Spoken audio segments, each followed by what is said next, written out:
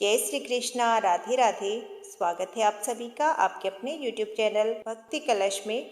आप सभी को नाग पंचमी की हार्दिक शुभकामनाएं। सावन महीने के शुक्ल पक्ष की पंचमी को नाग पंचमी के रूप में मनाया जाता है। इस दिन नागों की विशेष रूप से पूजा की जाती है और उन्हें कच्चा दूध चढ़ाया जाता है। ऐसा करने से सर्प दंश से रक्षा होती है और घर में धन धान्य में वृद्धि होती है। मान्यता है कि नाग पंचमी का व्रत रखने से भक्तों की समस्त मनोकामनाएं पूरी होती है। नाग पंचमी की पूजा के साथ ही भक्तों को नाग पंचमी की कहानी का श्रवण अवश्य करना चाहिए। बहुत समय पहले की बात है। एक गांव में एक साहूकार रहता था। उसके 7 पुत्र थे। वे 7 पुत्र विवाहित थे। साहूकार की 6 बहुओं के भाई थे और उनका मायका बहुत ही समृद्ध था, परंतु 7वीं बहू के कोई भाई नहीं था और ना ही उसका कोई मायका था। एक बार श्रावण मास की भैया पंचमी आई, तब साहूकार की 6 बहुएं अपने मायके जाने की तैयारी करने लगी। जल्दी जल्दी घर के काम निपटाकर वो अपने मायके भैया पंचमी मनाने जाना चाहती थी। वो 6 बहुएं कुएं पर पानी भर रही थी। तभी किसी ने उनसे पूछा कि तुम सभी तो यहाँ हो, पर तुम्हारी देवरानी कहाँ है? तो उन्होंने उत्तर दिया कि आज भैया पंचमी है और हमें भैया पंचमी की पूजा के लिए पीहर जाना है, परंतु उसके कोई भाई नहीं है, इसलिए वो अंदर चुपचाप बैठी है और अपने काम कर रही है। उनकी सभी बातें एक सर्प सुन रहा था। एक बार उस छोटी बहू ने सर्प के जीवन की रक्षा की थी, इसलिए वो सर्प उसका आभारी था। उन बहुओं की बातें सुनकर सर्प उन बहुओं के पीछे पीछे उनके घर पहुंच गया। घर पहुंचकर उस सर्प ने आदमी का रूप ले लिया। घर पहुंचकर उस सर्प ने साहूकार की छोटी बहू को अपनी बहन बताया और कहा कि वो उसके दूर के रिश्ते का भाई है। उसने वहां सबका अभिवादन किया, लेकिन छोटी बहू को यकीन नहीं हुआ, इसलिए उसने कहा कि मेरा कोई भाई नहीं है, तुम कौन हो, मैं तुम्हें नहीं जानती। तब उसने उसको विश्वास दिलाया कि वो उसका भाई है और कहा कि मेरा जन्म तुम्हारे विवाह के बाद हुआ था। यह जानकर उसे बहुत खुशी हुई। वह सबसे कहने लगी, मेरा भाई आया है। उसे याद आया कि आज तो भैया पंचमी है, परंतु उसने कभी यह त्यौहार नहीं मनाया था, इसलिए उसे इसकी विधि भी पता नहीं थी। उसने अपनी सासू माँ से भैया पंचमी की विधि पूछी और सासू माँ से कहा, मेरा भाई आया है और आज भैया पंचमी है, मैं क्या करूं? उसकी सास ने कहा, पहले चूल्हा लीप कर उस पर चावल चढ़ा दो। जब चावल बन जाए तो उसमें घी बूरा मिलाकर अपने भाई को खिला दो। उसने वैसा ही किया। खाना खाने के बाद उस भाई ने कहा, बहन, मैं तुम्हें अपने घर ले जाने के लिए आया हूँ, सब तुमसे मिलकर बहुत खुश होंगे। बहू ने अपनी सास से पूछा तो उसकी सासू माँ ने उसे जाने की आज्ञा दे दी। जब इंसान के रूप में सर्प अपनी बहन को अपने साथ लेकर वहाँ से चला तो उसने मार्ग में अपनी बहन को अपने विषय में बताया कि मैं एक सर्प हूँ और एक बार तुमने मेरे जीवन की रक्षा की थी और मुझे भाई माना था, इसलिए अब मैं तुम्हारा धर्म का भाई हूँ। अपने बिल के पास पहुँचकर मैं अपने असली रूप में आ जाऊँगा, तब तुम बिना डरे मेरी पूँछ को पकड़ लेना और मेरे साथ बाम्बी में आ जाना। उसने वैसा ही किया। बाम्बी में पहुँचने के बाद उस सर्प ने उसे अपने परिवार से मिलाया और अपनी पत्नी से कहा, यह मेरी धर्म की बहन है। तब उसकी पत्नी बोली, यह मेरी ननंद है। भतीजे बोले, ये बुआ आई है। ने मिलकर उनका स्वागत किया। साहूकार की छोटी बहू ने वहां देखा कि सांप के बच्चों की माँ अपने बच्चों और छोटे भाई बहनों को घंटी बजाकर बुलाती है दूध पीने के लिए। एक दिन उसने कहा, मैं इन्हें दूध पिला देती हूँ। उसकी भाभी ने कहा, ठीक है, परंतु ध्यान रखना कि घंटी दूध ठंडा हो तभी बजाना, उससे पहले नहीं।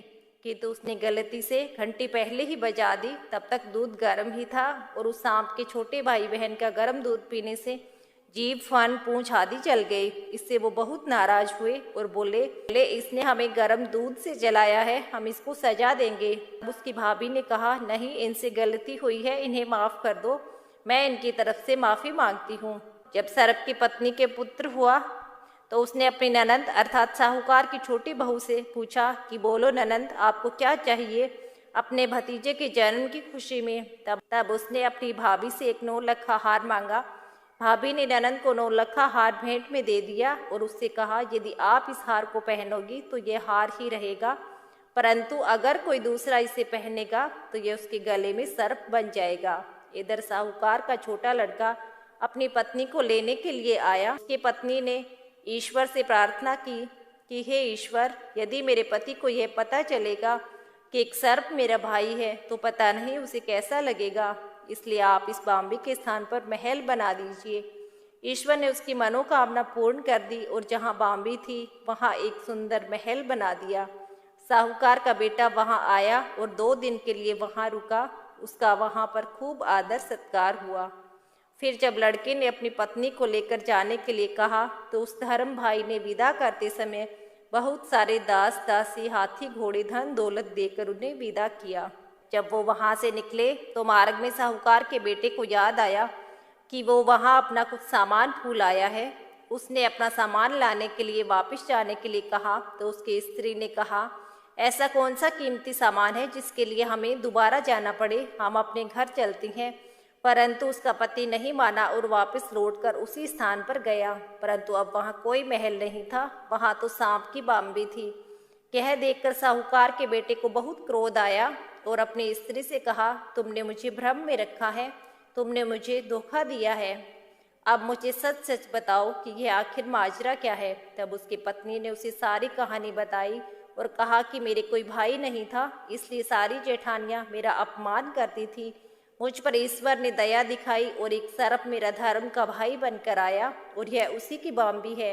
मैंने ईश्वर से प्रार्थना की थी कि 2 दिन के लिए उस बाम्बी के स्थान पर एक महल हो जाए जिससे किसी को इस बात का पता न चले। उसके पति को उसके बात पर विश्वास हो गया और उसे लेकर अपने घर लौट आया। बहुत दिनों बाद उस साहूकार की छोटी बहू के पुत्र हुआ। साहूकार की छोटी बहू ने अपनी ननंद से पूछा कि तुम्हें क्या चाहिए, तो उसकी ननंद ने कहा, आप जो मायके से 9 लाख का हार लाई हो मैं तो वही लूँगी। तब छोटी बहू ने उससे कहा कि तुम उसकी जगह कुछ और ले लो, मैं खुशी से दे दूँगी, परंतु यह मेरे पीहर का हार है, यह मत लो। यदि इसे मेरे अतिरिक्त कोई दूसरा पहनेगा तो यह सर्प बन जाएगा। परंतु उसकी ननंद नहीं मानी और बोली, मैं तो यही हार लूँगी। तब उस बहू ने अपनी ननंद को वो हार दे दिया। जैसे ही वो ननंद उस हार को हाथ में लेकर देखने लगी तभी वह सर्प बन गया। यह देखकर ननंद बहुत डर गई। तब छोटी बहू बोली, मैंने आपसे पहले ही कहा था यह मेरे पीहर का हार है। फिर उसने अपनी ननंद को सारी कहानी बताई कि कैसे एक सर्प उसका धर्म का भाई बनकर आया और उसने उसकी घर की कामना पूरी की। यह सुनकर उन सभी को बड़ा अचंभा हुआ। किस प्रकार सच्चे मन से ईश्वर से भैया पंचमी के दिन उसने जो मांगा ईश्वर ने उसे दिया। इसलिए जो भी श्रावण मास की पंचमी को भैया पंचमी मनाए, विधि विधान से पूजा करे, साथ ही विनायक जी की कहानी कहे या सुने, उन सब की ईश्वर उसी प्रकार मनोकामना पूरी करता है जैसे साहूकार की छोटी बहू की थी।